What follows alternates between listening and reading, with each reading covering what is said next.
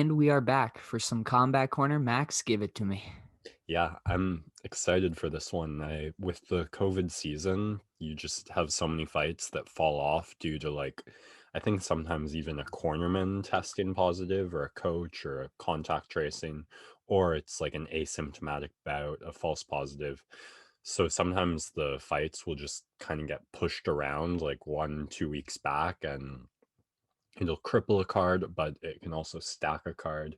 And I think this is one of those cards that, as of yet, I don't know. The weigh-ins haven't happened.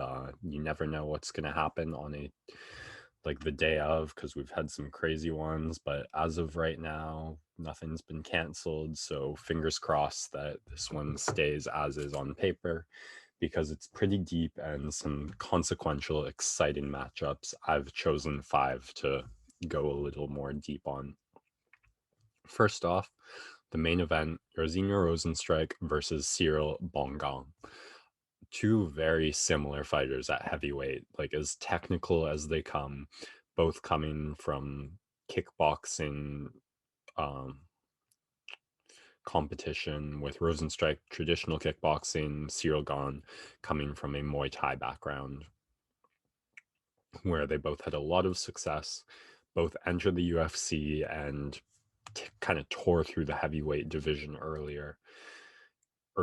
in a little different fashion. Yerzina Rozenstruik did it with tremendously terrifying power, and Gone a little more technical, a little slower, but I'd argue just as dominant, and maybe slightly more impressive win in Tanner, the Canadian heavyweight prospect.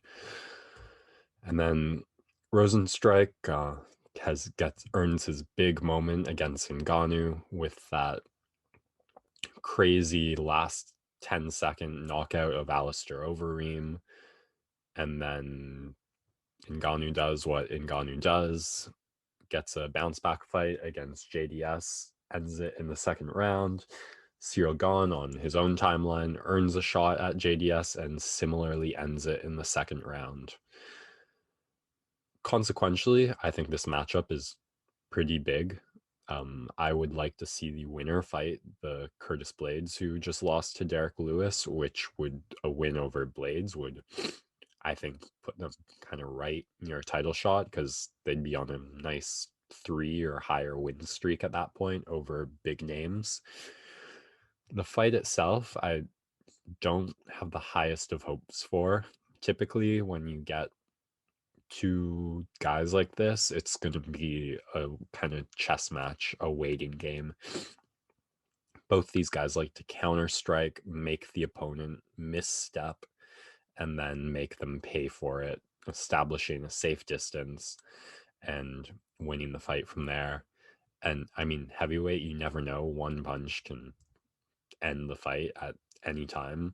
But I think the knowledge of that and the stakes of that and the fact that they have 25 minutes to find that one punch means both guys are going to start slow. Both very technical counter strikers. Gone with the Muay Thai background, a little lighter on his feet, more prone to switching stances. Rozenstruik a little less bouncy in his approach, just kind of tries to slowly move you forward. A lot of his success, most of it, honestly, has come either counter striking guys who are charging in, or when he manages to back his opponent against the cage. Had Overeem against the cage when he finished him with like 10 seconds left. JDS, he backed against the cage to find that finish. Even Arlovsky, he backed him against the cage, landed a couple power shots that I think like sparked Arlovsky into urgency, which caught him charging into that left hook.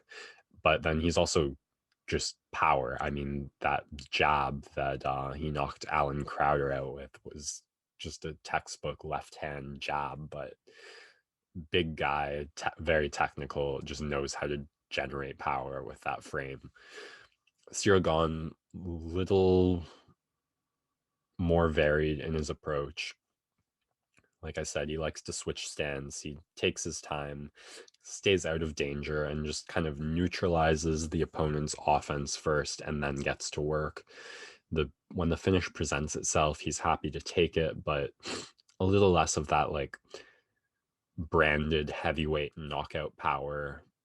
It not the same as like the jab and left hook and just like wind up bomb that Rozenstruick has. But I mean, you saw with the elbow he placed against JDS, if he gets you into a bad position, he's more than happy to capitalize. And in more ways than one, I mean, he had that heel hook victory, which I think was raised some eyebrows about like, okay, what are we going to see in the game of Gane going forward? Like, oh, you're a jiu-jitsu fighter now. But he's stuck mostly to striking. I'm curious. I mean, Overeem had a fair amount of success against Rozenstruick grappling. So and with the Muay Thai background, I'd think Gane a little more happy to go to the clinch, a little more experience there. So I'm curious to see if he tries to initiate clinches, if he tries to get takedowns from there just to mix it up, give something different. I talk a lot about how when you have two grapplers, it often turns into a striking match. Maybe with two strikers, they each go, well, I think it's an easy path to victory on the ground. I'd expect that a little more from Gane than Rozenstruick, but you never know. Just an easy way to bank a round or two if you can get it there. Yeah, so I'm expecting like a fairly slow pace, a lot of space, footwork, circling, feinting, trying to draw the other out. I'm looking to see the Muay Thai stance of Gane, kind of how that counters the leg kicks of Rozenstruick. I'm looking to see if Rozenstruick can get Gane backed up against the fence. No one's really been able to do that. Uh, will there be any grappling? And lastly, how does Gane hold up over 5 rounds? He's a fairly like sculpted, muscular frame, and sometimes that build doesn't do well over 5 rounds. But I do think when you're as technical as him and as conservative or measured, efficient, I don't really foresee that being an issue, but you never know. I mean, Rozenstruick already proven he absolutely has power up until the last second of a fight. So should be a consequential main event. I would recommend like a measured, cautious hype for it. I don't think it's going to be like a barn burner of a fight, but I think you just have to go in with the right expectations and it will be enjoyable. Arguably greater stakes in the co-main event between Nikita Krylov and Magomed Ankalaev, because the light heavyweight division I think is a little more wide open than almost any division right now, with the title being fought up for grabs when coming early March. Is that next week? I think it's 2 weeks from now when Izzy and Jan go to fight. So Nikita Krylov, in his return to the UFC, has only lost to two guys: Jan Blachowicz, the current light heavyweight champion, and Glover Teixeira, the current light heavyweight #1 contender. That's, if you had to pick two guys in the division to lose to, the champion and the #1 contender is the best you can do, really. So that makes this matchup really interesting to me. Magomed Ankalaev hasn't getting his first opportunity at like true long time tested like top 10 talent so far, other than that like Paul Craig last second comeback, which I love to think and talk about so much. And Clive has looked phenomenal. Most of his wins coming by finish. I that he had the saga with Ion Cutelaba, which he settled in devastating, decisive fashion. Before that, he really got on my radar with that front kick finish he had. So really technical, powerful striking from him, uh, able to be patient enough to just pick a perfect shot. And when he lands clean, he really lands.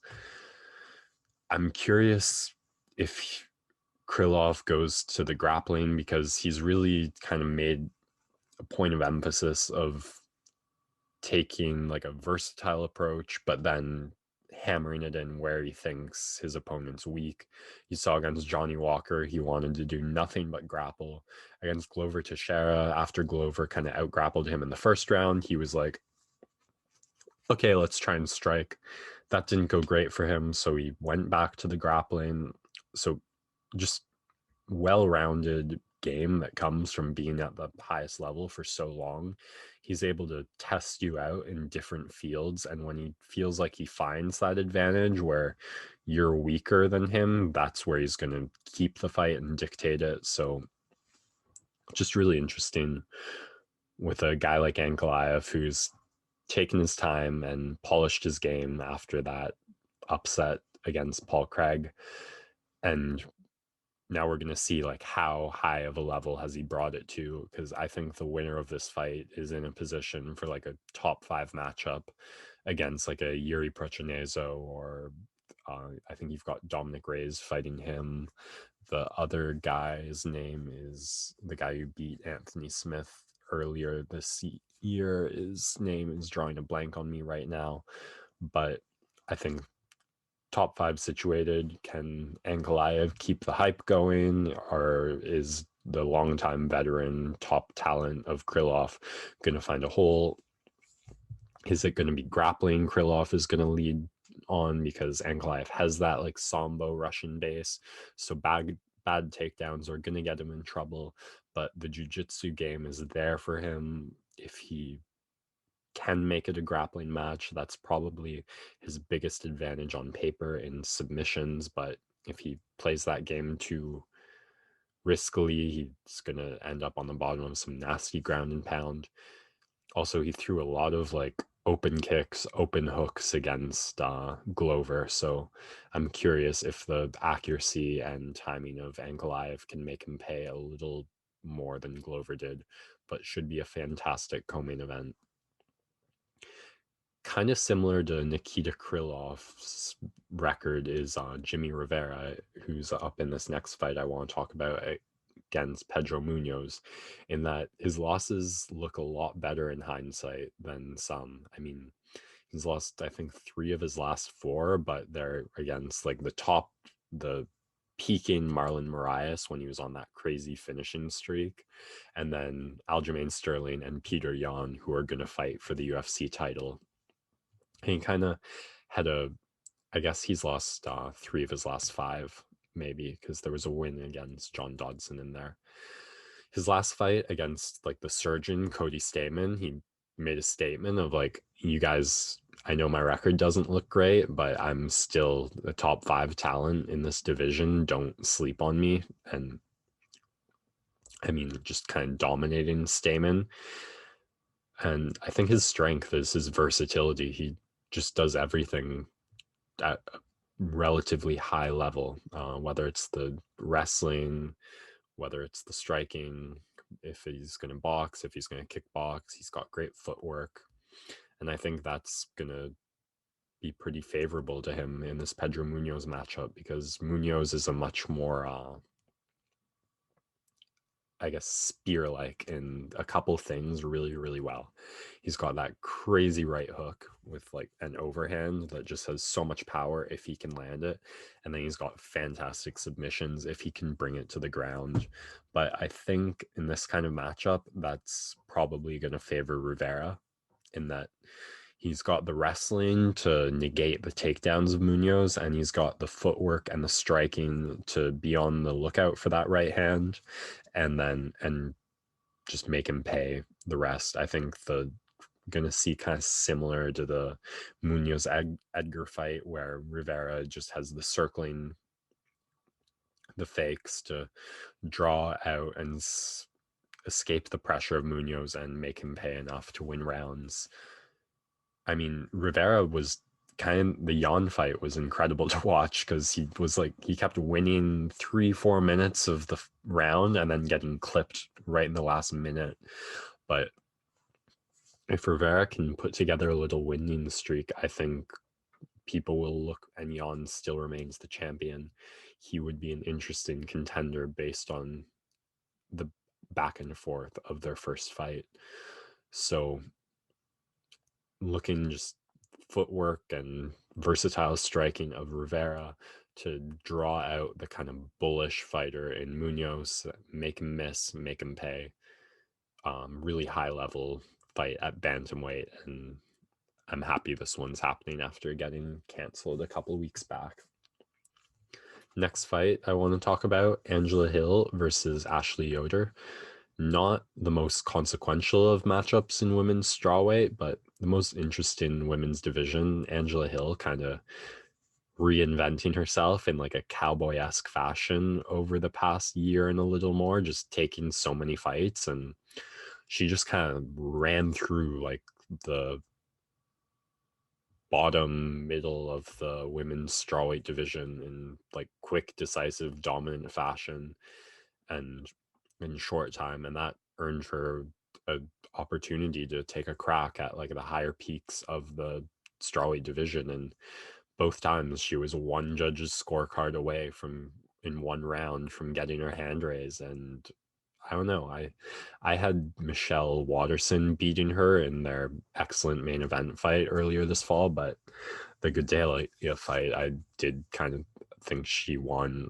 So now she's back in that position she was at a year ago, where she's fighting these more like bottom middle women's strawweights in Ashley Yoder. So for Angela Hill, you've got to think she's got a chip on her shoulder to be in this position, and she wants to get right back at taking another crack at the ranks. It's her fight to lose. Ashley Yoder, nicknamed the Spider Monkey, kind of makes it clear what she's going to try and do. The Angela Hill's the easiest path to victory against her is to put her on her butt and make her grapple with you. But Angela Hill knows that, and especially since her loss to Randa Marcos, has done pretty good work in her like jiu-jitsu defense, wrestling defense game. I mean, Gedalia only able to get her down once, but once she got her down, she was able to keep her there. So I'm just going to be looking for, can Ashley Yoder find a way to take Hill down? Or is Hill's defense too good? And then can Hill just kind of put like a dominating, brutal boxing, kickboxing pace on Yoder and make a statement about where she belongs in this division? Last fight I got my eye on is the prelim headliner, Alexander Hernandez versus Thiago Moises in the lightweight division. Always fantastic fights when you have guys with wins in that division. Just probably the highest level of mixed martial arts you see in the UFC. And it's hard not to make interesting matchups when you match guys up like this. Thiago Moises on a fabulous run right now. Just looking like his game is coming together. Super versatile threat. He had that crazy leg lock finish against Michael Johnson months back in the summer.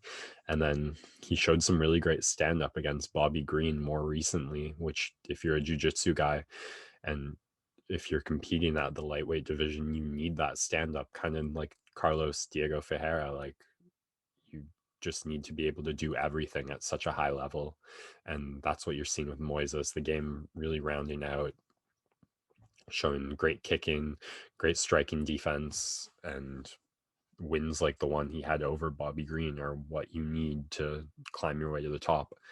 Against him and Alexander Hernandez, you had a guy who was kind of in Moises's shoes a few years back and has hit some setbacks, but maybe he's turning a corner himself, looking kind of like a return to form with his last fight, that very quick knockout. The wrestling background of Hernandez kind of favors him to not get taken down and negate the grappling of Moises. The How much pressure he comes out with is going to be really interesting. That's kind of when he's at his best, when he's just walking forward, putting like a crazy pace on you because he's got that cardio. I'm not sure if he's going to want to clinch and grapple with Moises. A risky proposition always when you're facing someone with as high level jiu-jitsu as Moises. I mean, Bobby Green was able to not get submitted and negate most of the attempts pretty easily. So be an interesting test of Hernandez's confidence if he does want to kind of put like that clinchy, grapply, grindy performance like he had against Oliver Aubin Mercier years back, or is he gonna just trust the hands and try and make it more of a striking match? Gonna be curious to see the approach. Curious to see the improvements. Just like I said, you can't make matchups against guys on with wins in this division and not have it be compelling. So that is the last one I wanted to highlight. Should be a good one. Overall, great card. Like I said, I know the Munoz Rivera fight, one example of one falling back and just landing and blessing it with a little more. I'm not sure if any of these other ones were like suspended and pushed back. Rozenstruick Gane, I think, was made on relatively like 1.5 month notice or so as a main event.